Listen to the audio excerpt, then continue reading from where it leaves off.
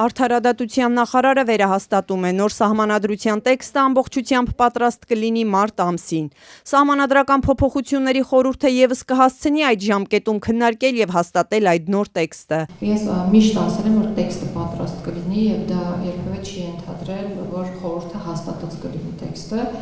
Խորհրդի հետ քննարկումները կփորձեն կազմակերպել այդպես իհարկե, որ քվեարկություններ լինի տեքստի հետ կապված, բայց եթե չլինի, հոգ չէ, մենք խորհրդում աշխատանքները միանշանակ կշարունակենք եւ կամփոփենք։ Նոր մայր օրենք ունենալու գլխավոր ինտրիգն այն է, թե կպահպանվի արդյոք հղումն անկախության հռչակագրին։ Այն հանելուն մոտ 1 տարի առաջ կողմ է արտահայտվել վարչապետը, սակայն Արդարադատության նախարարությունը, որ մշակում է նոր սահմանադրության տեքստը, մինչև օրս այդ հարցով դիրքորոշում չի հայտնել։ Սրփույի Գալյանն այսօր էլ նորություն չուներ, միայն ասաց հարցին կանդրադառնան աշխատանքի ավարտական փուլում։ Այս հարցը առհասարակ չի քննարկվել եւ իրականում մենք մեր աշխատանքները կազմակերպում ենք այնպես, որ ներածությունը երևի կթողնենք վերջում խմբագրելուն։ Անհրաժեշտ է նոր սահմանադրություն։ Վարչապետ Նիկոլ Փաշինյանը խնդրահարույց է համարում թե սահմանադրությունը, թե անկախության հռչակագիրը։ Մայր օրենքը ըստ վարչապետի լեգիտիմ չէ, մարդիկ այն ատելի են համարում, իսկ անկախության հռչակագիրը կոնֆլիկտածին է, հակապետական։ Նոր սահմանադրության ընդունմամբ ըստ իշխանության կլուծվի դրա լեգիտիմության հարցը։ Գալյանին այսօր հարցրին, ընդդիմադիր թևը միաձայն պնդում է սահմանադրությունը փոխվում է Ադրբեջանի պահանջով։ Այսպես դեռ չընդունված փաստաթղթի լեգիտիմությունը կասկածի տակ չի դրվում։ Բացի այդ, սահմանադրական փոփոխությունների խորհրդի աշխատանքները նույն պատճառաբանությամբ բոյկոտել են ընդդիմադիր գործիչները։ Հիմիկվա process-ը նկարագրելով ու ասելով, որ ընդդիմադիրները բոյկոտում են, չնայած նրանք տեղ ունեն գալու եւ զբաղեցնելու խորհրդում ու չեն գալիս, երբեք չի կարող նշանակել, որ process-ը ոչ լեգիտիմ է կամ մենք խնդիր ունենք համոզելու, որ process-ը լեգիտիմ է։ Իսկ ինչպես են մարդկանց համոզելու, որ նոր սահմանադրության ընդունումը եւ անկախության հռչակագրից հրաժարվելու հնարավոր որոշումը Ադրբեջանի պահանջը չէ։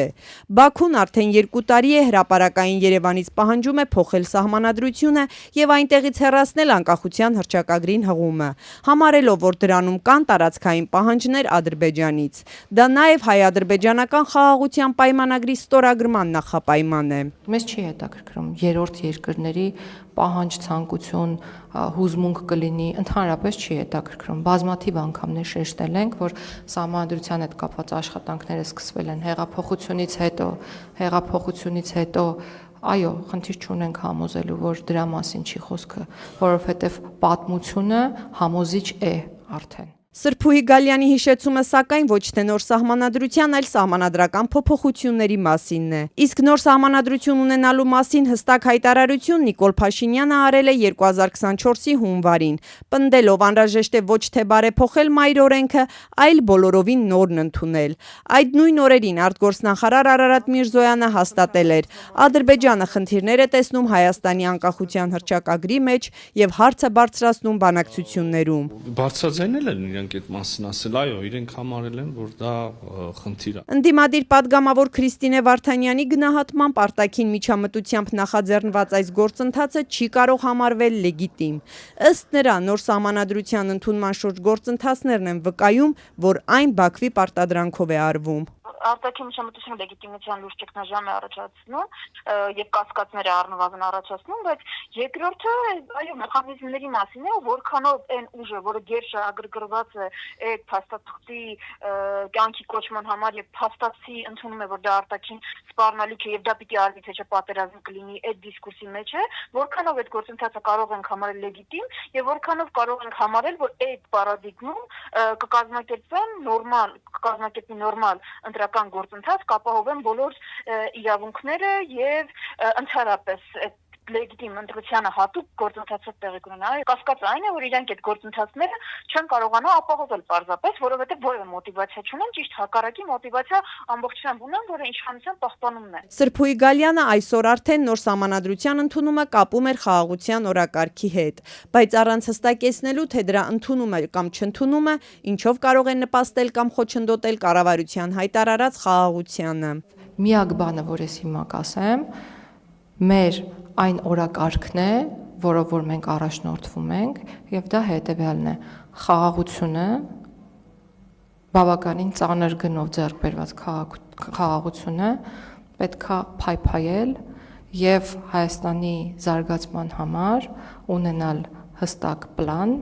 որը իր արտացոլումն է ունենալու նաեւ սահմանադրության համատեքստում։ Սա պետք է հաշվի առնեն քաղաքացիները իրենց որոշումը կայացնելիս։ Եվ մինչ նախարար Գալյանը պարբերաբար կրկնում էր, որ աննախադեպ ներառական եւ մասնակցային գործընթաց են ապահովում, առաջիկայում էլ մարդկանց իրազեկելու ակցիաներ կլինեն արդեն փաստաթղթի բովանդակության մասին, մեզ հետ զրուցած մարդկանցից շատերը պարզվեց, անգամ տեղյակ չեն, որ նոր սահմանադրություն է մշակվում։ Տեղյակ չեմ ուզում այդ թեմայով խոսել։ Ընդհանրապես չեմ լսել։ Չէ, տեղյակ չեմ։ Չէ, տեղյակ չեմ։ Թե տեղյակ եմ, որ գրում են, ես դեմ եմ, բայց մնացածը չգիտեմ։ Իսկ ինչու եք դեմ։ Որտեւ իօգուտ մեզ դժվար որևէ բան փոխվի դրա համար։ Համոզված եմ իօգուտ Ադրբեջանի, ես դեմ եմ քվեարկելու։ Տեղեկանալուց հետո գլխավոր հարցը, որ քաղաքացիներին հետաքրքրեց, այն է, թե ինչով է գործողը ոչ լեգիտիմ։ Դուք այս գործողը ոչ լեգիտիմ համարում եք։ Գործողը ինձ թվում է չէ։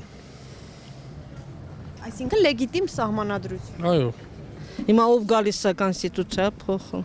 Ախը դες չին ցավտան։ Պետությունը պետք է մնա պետություն, վերջ, վсё։ Այսքան տարի լեգիտիմ էր, հիմա լեգիտիմ չի։ Այդքանը կարող եմ ասել, կներեք։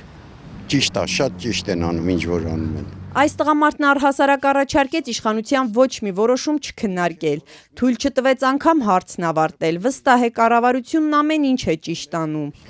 Ինչ էլ որոշում են ԿՊ-ի անդամները, դա բոլորը ճիշտ է։